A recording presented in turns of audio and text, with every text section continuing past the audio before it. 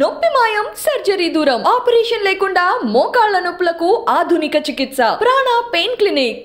So family ఇప్పుడు ఈ opportunity వచ్చినప్పుడు ఆబ్వియస్ గా బిగ్ బాస్ అనేది మంచి ప్లాట్ఫామ్ అందరికి, అలా ఒక 10 స్టెప్స్ ఎక్కువ మన ఆర్టిస్టులు అందరికీ కూడా 10 స్టెప్స్ ఎక్కువ అనుకోవచ్చు. అది ఈ ఆపర్చునిటీ వచ్చినప్పుడు ఫస్ట్ వాళ్ళతో షేర్ చేసినప్పుడు వాళ్ళ రియాక్షన్ ఏంటి? వాళ్ళు అవునా బిగ్ బాసా, ఫస్ట్ కన్నడ బిగ్ బాస్ అన్నారు. కన్నడ బిగ్ బాస్ కాదమ్మా, తెలుగు బిగ్ బాస్. నేను చూడం కదా, తెలుగు చూడాలి, ఇంకా ఇప్పటి నుంచి నేను వెళ్తున్నాను అని చెప్పాను. బట్ వాళ్ళకి ఏంటంటే నేను ఎలా ఉంటాను, నేను ఏమీ పని చెయ్యను ఇంట్లో. మా మమ్మీ అయితే తిడుతూనే ఉంటారు. అక్కడికి వెళ్తే వాళ్ళందరూ తిడతారు కదా తినకి అని వాళ్ళ బాధ. So otherwise they are okay. నేను కన్విన్స్ చేశాను, లేదమ్మా నేను మంచిగా ఆడతా, అక్కడ పని చేయడానికి వెళ్ళట్లేదు, నేను గేమ్ ఆడడానికి వెళ్తున్నా, నేను మంచిగా ఆడుతున్నా, గేమ్ చూడండి నా చేసే పని కాదు అని కన్విన్స్ చేశాను. బట్ కన్విన్స్ అయితే అయ్యారు, దే ఆర్ హ్యాపీ. చూస్తానని చెప్పారు, ఎంతవరకు చూస్తారో నాకు తెలియదు. లాంగ్వేజ్ అర్థం కాకపోయినా చూస్తారు, బికాస్ నా సీరియల్ అంత చూసేవారు. ఇంకా ఇది పెద్ద రియాలిటీ షో, చూడకుండా అయితే ఉండరు. Definitely they watch. నువ్వు తెలుగు నేర్చుకున్నప్పుడు అలా కూడా నేర్పించాల్సింది కదా? మా డాడీకి వస్తుంది, అంటే నేర్చుకున్నారు, మేనేజబుల్, అంటే మేనేజ్ చేస్తారు తెలుగులో. మా మమ్మీకి అయితే నాలాగా నాకు ఎప్పుడు అప్పుడు ఎలా ఉండేదాన్నో మా మమ్మీ కూడా అలాగే ఒక్క ముక్క కూడా రాదు మా మమ్మీకి. కష్టం తెలుగు. కానీ ఒకవేళ జాబ్ చేసి ఉంటే పడి పెళ్లి చేసేవాళ్ళు కదా? ఖచ్చితంగా. ఓ మై గాడ్, నేను సెకండ్ ప్యూ నేను ఫెయిల్. నేను యాక్చువల్లీ అప్పుడే మా మమ్మీ ఇంక వద్దమ్మా, నువ్వు చదువు వద్దు, ఏమొద్దు, చక్కగా పెళ్లి చేసుకో అని స్ట్రిక్ట్ గా చెప్పేశారు. ఇంకొద్దు, నువ్వు చదువు, వేస్ట్, నీకు డబ్బులు ఖర్చు పెట్టడం అని. మళ్ళీ నేను రిక్వెస్ట్ చేసుకుని, లేదమ్మా నాకు ఒక్క ఛాన్స్ ఇవ్వమ్మా అని చెప్పి మళ్ళీ డిప్లొమా జాయిన్ అయ్యా నేను, సివిల్ డిప్లొమా. అప్పుడు నిజంగా ఆ సిచ్యువేషన్ లో అయితే ఇంకా ఇది స్టడీస్ అయిపోగానే ఇంకా పెళ్లి చేసేయాలి అనే థాట్ లో అయితే ఉండేవారు. నేను ఇండస్ట్రీకి వచ్చిన తర్వాత ఇంకా వెయిట్ చేస్తున్నారు, ఎప్పుడు నేను ఓకే రెడీ అంటానో పెళ్లికి అని వెయిట్ చేస్తున్నారు టిల్ టుడే. మొత్తం నీ చేతిలోనే ఉంది, చేసేవాళ్ళు ఎవరు లేరు ఇంకా. ఏదో బ్యాడ్ పాస్ట్ కూడా ఉందని విన్నా.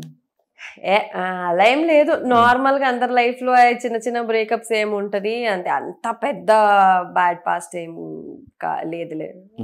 ఎన్ని బ్రేకప్స్ ఒకట?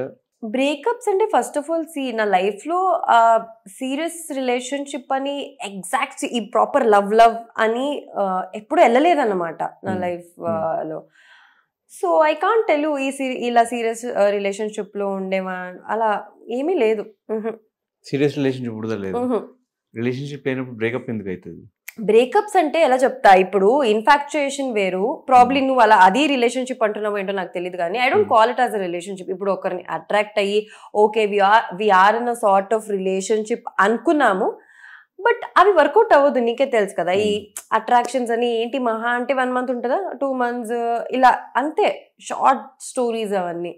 అలా బ్రేకప్స్ ఉన్నాయి, ఇంత సీరియస్ లవ్కి వెళ్ళి బ్రేకప్స్ అలాంటిది ఏం లేదు. బేసిక్గా టైం ఉండదు కదా సీరియల్స్ చేసే వాళ్ళకి, పొద్దున్న లెగిస్తే స్కెడ్యూల్స్. బట్ నేను చెప్తున్న story from school, I mean college days నుంచి. అప్పటి నుంచి ఇట్ వాజ్ ఆల్వేస్ అట్రాక్షన్ అని చెప్పొచ్చు. తర్వాత ఇంకా బిజీ అయిపోయాను. ఎక్కడ నేను 2021 నుంచి నేను ఇంకా వర్క్ చేయడానికి స్టార్ట్ చేశాను. సో ఇంకా నా ప్రియారిటీస్ చేంజ్ అయిపోయినాయి అనమాట. ఇంకా వర్క్ చేయాలి, ఫినాన్షియలీ ఇండిపెండెంట్ గా ఉండాలి అని. సో ఎలాంటి క్వాలిటీస్ ఉన్న అబ్బాయి నచ్చుతాడు నీకు? దాని గురించి అయితే నిజంగా నేను ఎప్పుడు ఆలోచించలేదబ్బా. నాకు ఆ జెన్యూన్ ఫీల్ అయితే పుట్టాలి, ఆ ట్రూ ఆ ఫీల్ రావాలి నాకు, అది ఒక్కటే తప్ప ఇలాగే ఉండాలి ఇదా నేను ఎప్పుడు ఆలోచించలేదు దాని గురించి. సో అంటే బేసిక్గా మేము ప్రీవియస్ సీజన్స్లో కొన్ని ట్రాక్స్ చూసాం, ఆల్మోస్ట్ ఓవర్ సీజన్లో 2-3 ట్రాక్స్, ఓవర్ సీజన్లో ఒకటే ట్రాక్. సో యష్మి వెళ్తుంది అనగానే సంథింగ్ ఏమైనా ట్రాక్ ఉండొచ్చా?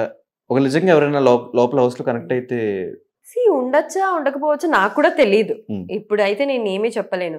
But just in case imagine లోపలికి వెళ్ళిన తర్వాత నిజంగా, ఇప్పుడు ఆబ్వియస్లీ వాళ్ళ ముఖమే నేను రోజు చూస్తూ ఉండాలి, పుట్టొచ్చేమో, బట్ పుట్టినా అది నిజంగా ఏదైనా ఆ genuine feel, I don't want to fake it. Okay, ఏదైనా జెన్యూన్ గా పుట్టితే I might continue or I might come out and continue, but అది నా ప్రియారిటీ కాదు. బిగ్ బాస్ హౌస్కి వెళ్ళి ఇది కనెక్షన్ చేసుకోవాలి, ఇంకా ఎవరినైనా వెతుక్కోవాలి లవ్ కోసం అని నేను చూడను. బట్ ఆటోమేటిక్గా ఏదైనా అయితే లెట్స్ సీ. నాకున్న డౌట్ ఏంటంటే, కన్నడ అమ్మాయి నువ్వు, సో స్టార్టింగ్ అక్కడ ట్రై చేయకుండా తెలుగులోనే స్టార్ట్ ఎలా అయింది అసలు? ఎలా ఎలా కనెక్షన్? అంటే కన్నడ నేను 1 year చేశాను. తర్వాత ఇంకా 4-5 years నుంచి ఇంకా తెలుగునే ఓకే, 1 year కన్నడలో సీరియల్సా? Serial 1 year Okay. చేశాను. తర్వాత ఇంకా తెలుగు సీరియల్స్ నేను ఎక్కువ చేసింది. అండ్ ఒక ఆఫర్ వచ్చింది తెలుగులో ఫస్ట్. సో అందుకే రాగానే ఇంకా ఇన్ని 4-5 years నుంచి ఇక్కడే వర్క్ చేసేటప్పుడు ఇంకా ఎస్ చెప్పేసాను అనమాట. నాగభైరవియా ఫస్ట్ సీజన్? లేదు, స్వాతి చినుకులు చేసా ఈటీవీలోనే. నా ఫస్ట్ ప్రాజెక్ట్ అది. ఎన్ని బ్రేకప్స్ ఒకట? బ్రేకప్స్ అంటే ఫస్ట్ ఆఫ్ ఆల్ నా లైఫ్ లో సీరియస్ రిలేషన్షిప్ అని ఎగ్జాక్ట్ ఈ ప్రాపర్ లవ్ అని ఎప్పుడు వెళ్ళలేదన్నమాట నా లైఫ్ లో. సో ఐ కాంట్ టెల్ ఇలా సీరియస్ రిలేషన్షిప్ లో ఉండేవా అలా ఏమీ లేదు. సీరియస్ రిలేషన్షిప్ కూడా లేదు. రిలేషన్షిప్ లేనప్పుడు బ్రేకప్ ఎందుకు అవుతుంది? బ్రేకప్స్ అంటే ఎలా చెప్తా, ఇప్పుడు ఇన్ఫాక్చుయేషన్ వేరు, ప్రాబ్లీ నువ్వు అలా అది రిలేషన్షిప్ అంటున్నావు ఏంటో నాకు తెలియదు కానీ I don't call it as a relationship. ఇప్పుడు ఒకరిని అట్రాక్ట్ అయ్యి okay we're in a sort of relationship అనుకున్నాము, బట్ అవి వర్కౌట్ అవ్వదు. నీకే తెలుసు కదా, ఈ అట్రాక్షన్స్ అని ఏంటి మహా అంటే 1 month ఉంటుందా, 2 months ఇలా అంతే, షార్ట్ స్టోరీస్ అవన్నీ.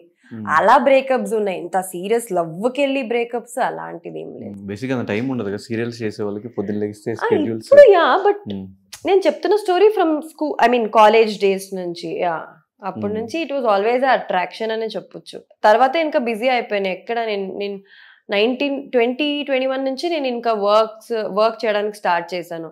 సో ఇంకా నా ప్రియారిటీస్ చేంజ్ అయిపోయినాయి అనమాట. ఇంకా వర్క్ చేయాలి, ఫినాన్షియలీ ఇండిపెండెంట్ గా ఉండాలి అని.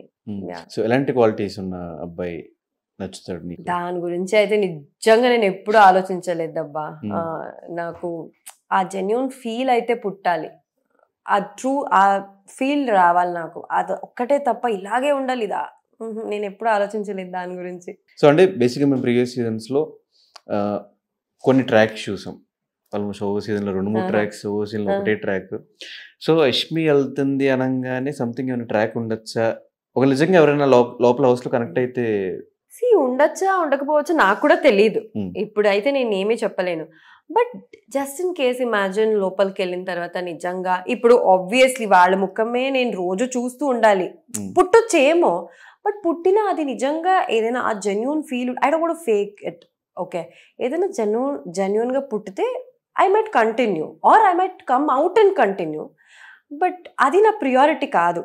బిగ్ బాస్ హౌస్కి వెళ్ళి ఇది కనెక్షన్ చేసుకోవాలి, ఇంకా ఎవరినైనా వెతుక్కోవాలి లవ్ కోసం అని నేను చూడను. బట్ ఆటోమేటిక్గా ఏదైనా అయితే లెట్స్ సీ. నాకున్న డౌట్ ఏంటంటే, కన్నడ అమ్మాయి నువ్వు, సో స్టార్టింగ్ అక్కడ ట్రై చేయకుండా తెలుగులోనే స్టార్ట్ ఎలా అయింది అసలు? ఎలా అంటే కన్నడ నేను 1 year చేశాను. తర్వాత ఇంకా 4-5 years నుంచి ఇంకా తెలుగునే. 1 year కన్నడలో సీరియల్సా? సీరియల్ 1 year చేశాను. తర్వాత ఇంకా తెలుగు సీరియల్స్ నేను ఎక్కువ చేసింది. అండ్ ఒక ఆఫర్ వచ్చింది తెలుగులో ఫస్ట్. సో అందుకే రాగానే ఇంకా ఇన్ని 4-5 years నుంచి ఇక్కడే వర్క్ చేసేటప్పుడు ఇంకా ఎస్ చెప్పేసాను అనమాట. నాగభైరవియా ఫస్ట్ సీజన్? లేదు, స్వాతి చినుకులు చేసా ఈటీవీలోనే. నా ఫస్ట్ ప్రాజెక్ట్ అది.